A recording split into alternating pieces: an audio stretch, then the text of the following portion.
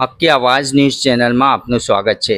Dabhoi Palaswada highway બન્યો મરણ્યો ફાંસો statue of unity જતા પ્રવાસીઓ અને વાહન ચાલકોમાં માથે અકસ્માતનું મોટું જોખમ, અધૂરી કામગીરી અને કોન્ટ્રાક્ટરની ધોર બેદરકારી।